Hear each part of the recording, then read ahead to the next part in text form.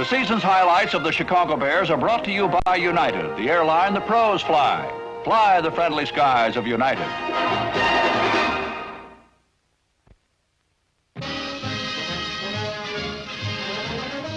'68 was a season of highs and lows for the Bears.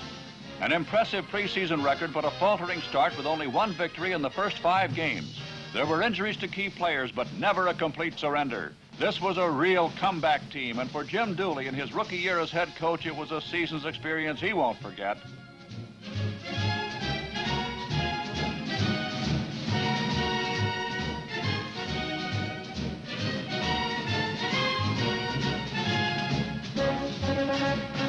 High elation and deep frustration were Dooley's lot in just about equal portions, but the Bears were contenders right up to the final minute of the final game.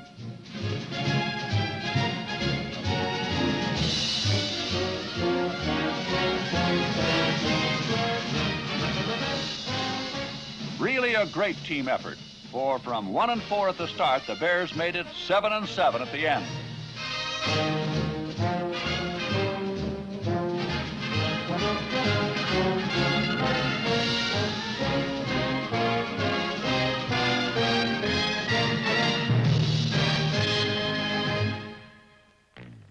For the first time in history, the Bears opened their schedule at Wrigley Field, but the Washington Redskins were rude guests as they took a quick 14-point lead.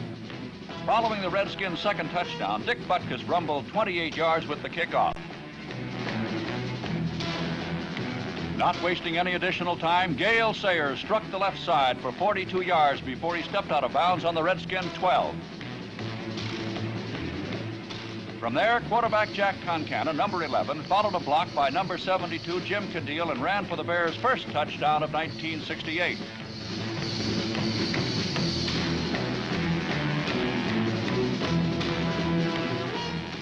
But Washington quarterback Sonny Jurgensen doesn't bother with long drives, so following an interception, he threw to Jerry Allen, who outraced the diving Dick Butkus, a 99-yard touchdown.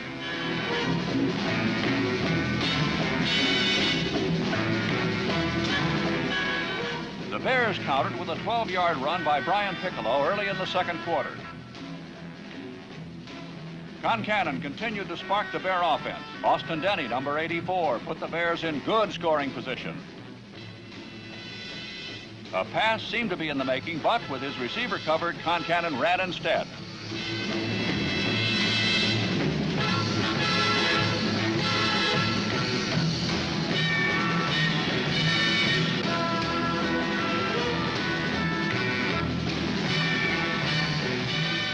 Ronnie Bull got the touchdown, but it wasn't enough as the Redskins scored a 38-28 opening day triumph. It's nice to see old friends after a game, but Dick Butkus knows there's no substitute for victory. At Minnesota, the Bear defense was more than anxious to improve upon its early season performance. Outside linebackers Doug Buffone, number 55, and Jim Purnell, number 53, gave the Vikings a solid lesson in heady, determined football.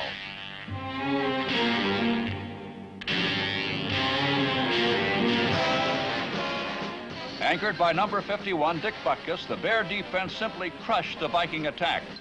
On the 7th play of the game, linebacker Butkus led a charge that resulted in Cap being blasted by number 87, Ed Obradovich, and a fumble recovered by number 76, John Johnson.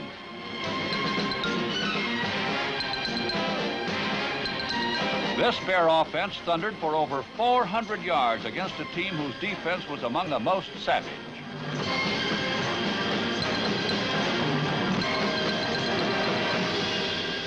For the second consecutive week, Gale Sayers, number 40, ripped for over 100 yards. Paul Krause, number 22, was there to prevent the touchdown, but Sayers was not to be denied.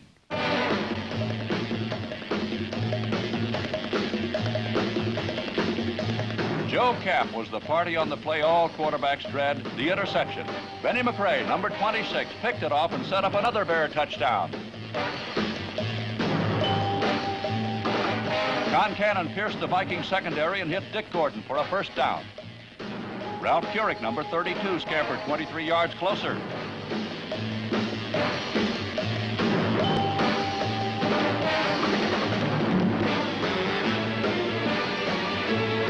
Dick Gordon was the leading pass receiver of the game. This touchdown grab gave the Bears a 14-0 lead. The Bear offensive line played especially well in this game. Watch number 63, Bob Wataska, as he delivers a bell ringer to set Ralph Keurig free for a long gain. Keurig's run set up a field goal by Mac Percival for a 20-3 Bear advantage. The Vikings, however, are an explosive team, and they got close on this touchdown pass to Gene Washington.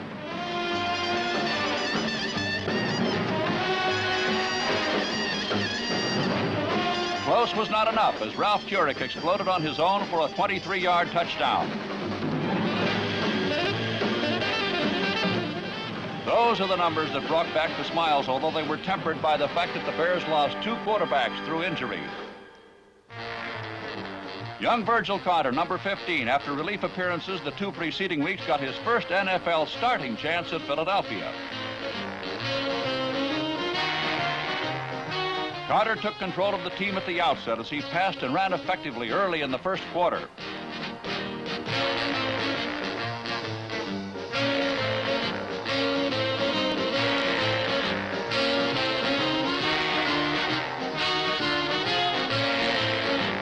Cool and expert as a veteran, Carter gave no indication that his NFL experience was limited. He led a Bears drive climaxed by his touchdown pass to Cecil Turner. Verge got scoring help on 5 separate occasions that he moved the Bears into position. Not TDs, but field goals, as Mac Percival place-kicked 5 in a row before the afternoon was over. The Eagles were a determined gathering on this day as Norm Snead connected on a long pass to Cyril Pinder.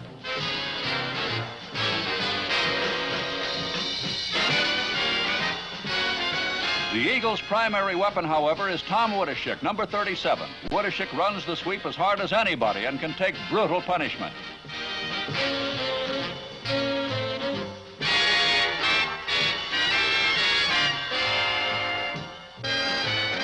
With the Eagles threatening late in the game, Rosie Taylor, number 24, took the steam out of them by intercepting a Snead pass on his 4-yard line and returning it 96 yards for a touchdown.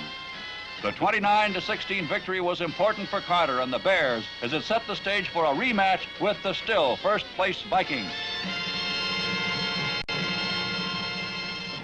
The Vikings visited Wrigley Field, and it was a wild offensive affair.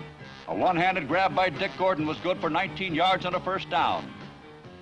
Blocks by Randy Jackson, number 65, and Jim Cadile, 72, sprang Ronnie Bull loose for another 24 yards as the Bears gathered momentum. And number 67, George Seals, is momentum personified as Sayers gets another first down. Carter, rapidly earning full stewardship, called a very smart game, with lots of help from Gale Sayers.